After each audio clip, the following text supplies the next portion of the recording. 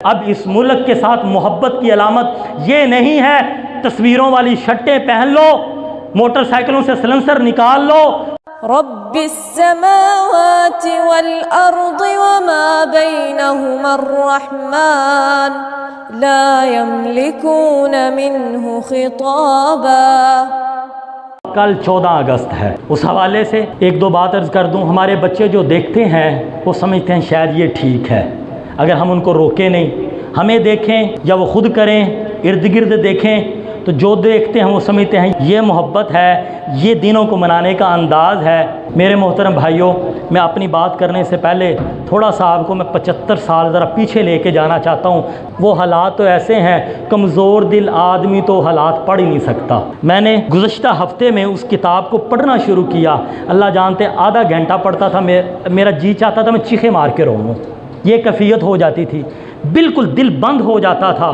یہ عرض وطن جیسے ہمیں ملا، جس ملک کے ہم رہنے والے ہیں، ہم نے اس ملک کے لیے آج تک کیا کیا ہے اور اس ملک کی آزادی کے لیے کتنی قربانیاں پیش کی گئی ہیں، وہ تھوڑی سی جھلک آپ کی خدمت میں عرض کرتا ہوں۔ لکھنے والے لکھتے ہیں اس ملک کو آزاد کروانے کے لیے، اس پاکیزہ مٹی کو حاصل کرنے کے لیے، اس پاکیزہ وطن کو حاصل کرنے کے لیے 20 لاکھ سے زیادہ جانیں قربان ہوئی ہیں، 1 کروڑ 20 لاکھ لوگ بے گھر ہوئے ہیں۔ عید کے موقع پر ہم اپنے بچوں کو خوشی میں عیدی دیتے ہیں۔ 27 رمضان 14 اگست 1947 کو یہ ملک آزاد ہوا اور 1 شوال 18 اگست کو جو اہل پاکستان کے لیے ہندوستان کی طرف سے تحفہ آیا، ٹرینوں کے اندر بوگیاں بھری ہوئی تھیں جس کے اندر مسلمان عورتوں کی جسم اور ان کی چھاتیاں تھیں اور معصوم چھوٹے بچوں کی کھوپڑیاں تھیں اور ڈبوں کے اوپر لکھا ہوا تھا یہ عید کا اور آزادی کا تحفہ ہے مسلمانوں کو اور قبول کرو۔ میرے محترم بھائیوں، اس طرح یہ قربانیاں ہیں۔ اور اسی طرح لکھنے والے لکھتے ہیں کہ ایک خاتون قرآن مقدس کو جب ہندوؤں اور سکھوں نے دیکھا یہ پاکستان بن گیا ہے تو جو وہ علاقے والے جن علاقوں میں وہ مساجد تھیں جو ہندوستان کے لیے تھا، اس میں مسجدوں سے قرآن پاک کو اٹھا کر سڑکوں پر، گلیوں میں، گندے نالوں میں پھینکا گیا۔ اور اس وقت کی آرمی، سکھ اور ہندوؤں کی آرمی نے اپنی موجودگی میں یہ کام کروائے، پاؤں تلے روندا گیا۔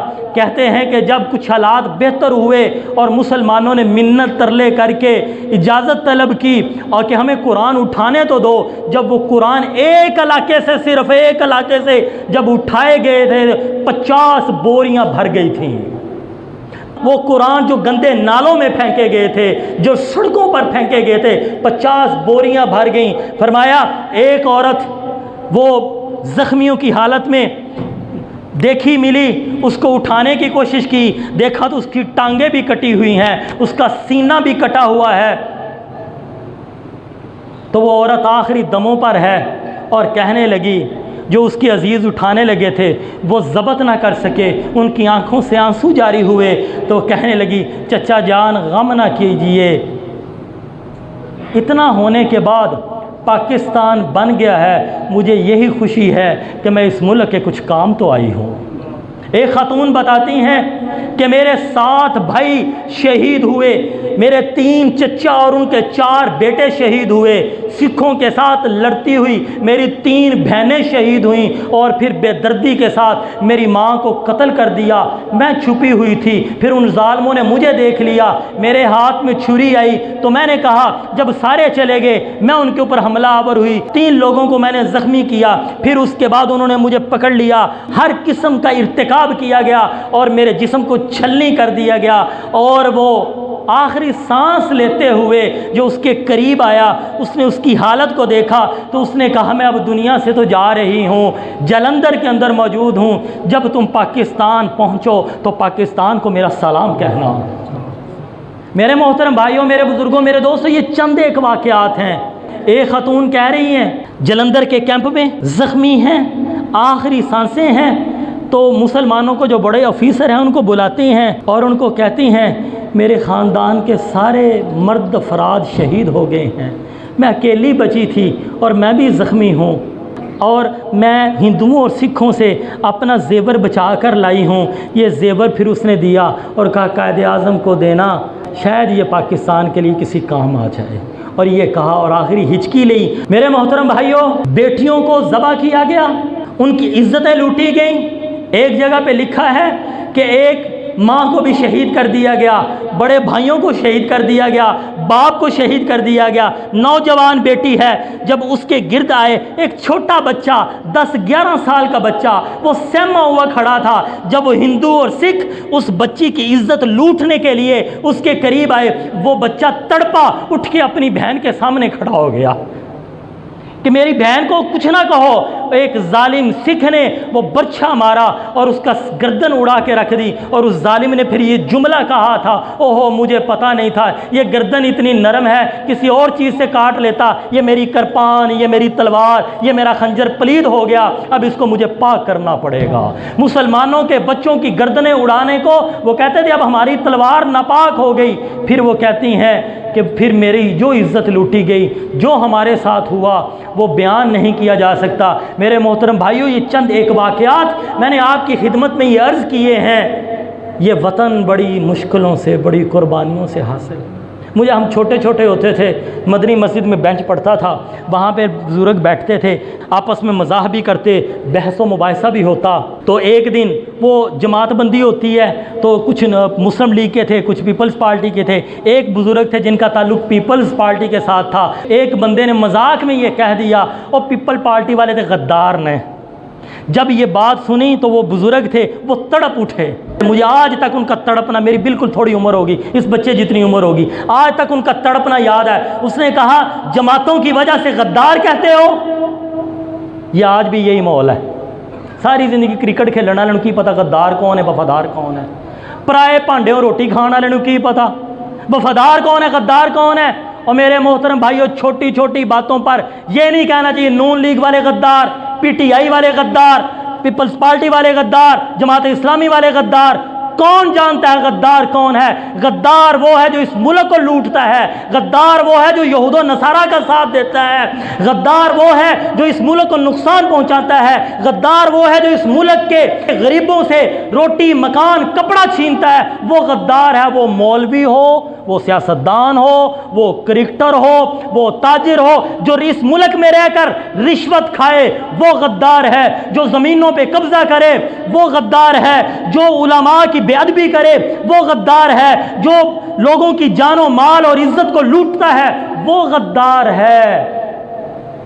وہی محترم ہے جو اس ملک کے لیے اپنی جان، اپنا مال، اپنی عزت، اپنی آبرو، اپنی اولاد کو نچھاور کرنا سعادت سمجھتا ہے، وہ اس ملک کا وفادار ہے۔ ان بزرگوں کو جب یہ کہا نا کچھ لوگوں نے پیپلز پارٹی والے غدار ہیں، خدا کی قسم وہ چیخ اٹھے، اور اتنے مضبوط آدمی تھے۔ آپ میں سے کچھ نوجوان جانتے بھی ہوں گے خواجہ عبداللطیف صاحب، شباب، خواجہ عبداللطیف، خواجہ انوار احمد کے والد محترم، وہ کہنے لگے ہمیں غدار کہتے ہو، میرے 7 چچا میری آنکھوں کے سامنے ٹکڑے ہوئے ہیں، ہمیں غدار کہتے ہو، میرے باپ کے علاوہ کوئی اور اس کا بھائی نہیں بچا، ہمیں غدار کہتے ہو، جس کا پورا گاؤں سارے رشتہ دار ملیا میٹ کر دیے گئے، ہمیں غدار کہتے ہو۔ میرے محترم بھائیوں، یہ ملک بڑی قربانیوں سے لیا گیا ہے۔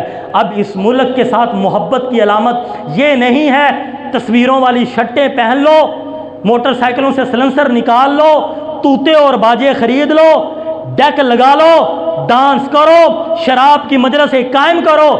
یہ آزادی کی، یہ محبت نہیں ہے۔ اگر ہمیں محبت ہے اور ہم یہ چاہتے ہیں کہ اس ملک کو ترقی ہو، تو پھر ہمیں چاہیے کہ آج سے یہ عہد کریں، اگر میں کسی کو فائدہ نہیں دے سکتا تو کسی کا نقصان نہیں کروں گا، کسی سے محبت نہیں کر سکتا تو کسی سے نفرت نہیں کروں گا، کسی کو عزت نہیں دے سکتا تو کسی کو حقیر سمجھنے کی کوشش نہیں کروں گا، کسی کو دے نہیں سکتا تو کسی سے چھیننے کی کوشش نہیں کروں گا۔ اگر میں سرکاری ملازم ہوں، اگر میں پرائیویٹ ادارے میں لگا ہوا ہوں، اگر میں تاجر ہوں، میں 2 نمبر چیز نہیں بیچوں گا، میں جھوٹ نہیں بولوں گا، میں جو ہے اپنی ڈیوٹی کو اپنے وقت پہ ادا کروں گا، رشوت سے، حرام خوری سے, قبضہ مافیا کا ساتھ نہیں دوں گا, بلکہ اور ہر وہ کام کروں گا جس سے میرے وطن کو فائدہ پہنچے, جس سے میرے وطن کی سڑکیں محفوظ رہیں, جس سے میرے ملک کے محلے محفوظ رہیں, جس سے میرے ملک کی آبادیاں محفوظ رہیں, جس سے میرے ملک کے اندر صفائی آئے, میں وہ کام کروں گا. یہ میں اور آپ عزم کریں, وگرنہ یاد رکھیے اگر ہم نے اس ملک کی قدر نہ کی, خدا کی قسم حالات بڑے سخت آنے والے ہیں. میں اپنے جذبات آپ کو عرض کر دیتا ہوں, اور میں یہی چاہوں گا ہر مسلمان, ہر پاکستان کا رہنے والا, اس کے دل میں پاکستان کے لیے اتنی محبت ہونی چاہیے. 3 جگہ ہیں پوری دنیا میں, مکہ المکرمہ بیت اللہ, مدینہ المنورہ مسجد نبوی, ارض فلسطین بیت المقدس مسجد اقصی. ان 3 جگہوں سے زیادہ پاکستانی وہ ہے اور محب پاکستانی میرے نزدیک وہ ہے. ان 3 جگہوں کے بعد سب سے زیادہ اگر محبت ہو, سب سے زیادہ وفاداری ہو, ان 3 کے بعد اپنا سب کچھ قربان کرنے کا جذبہ ہو, تو اس ملک کے لیے ہو, اس ملک کو بلند کرنے کے لیے ہو, اس وطن کی ترقی اور عروج کے لیے ہو. اللہ مجھے, آپ کو, ہر مسلمان کو اسلام کی محبت بھی نصیب فرمائے اور اس وطن کی محبت بھی نصیب فرمائے. اللہ مجھے اور آپ کو اسلام کی قدردانی اور اس کی حفاظت کرنے کے ساتھ ساتھ اس عرض وطن کی بھی حفاظت کرنے کی توفیق عطا فرمائے. آپ کو یہ ویڈیو پسند آئی تو ویڈیو کو لائک کریں اور کمنٹ میں اپنے رائے کا اظہار کیجیے. چینل کو سبسکرائب کرنا نہ بھولیں.